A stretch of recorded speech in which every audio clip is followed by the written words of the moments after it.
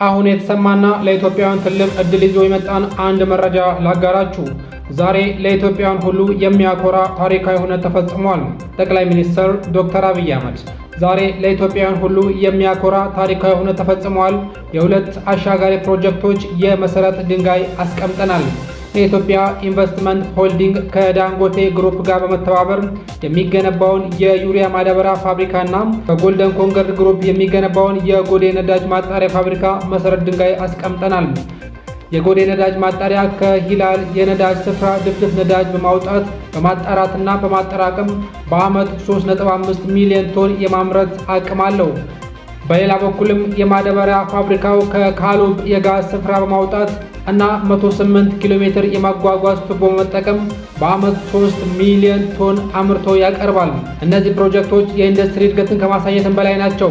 እድሎቻችንን የመጠቀም ትብብሮቻችንን የማጠናከርና ሰላምን የማጽናት የጋራ ኃላፊነታችን የሚያሳዩንም ናቸው። በመሆኑም ኢትዮጵያውያን ሁሉ በህብረትና በአንድነት ለእድገት መሰባሰባችንን አጠናክረን እንድንቀጥል ጥሪ ያቀርባለሁ።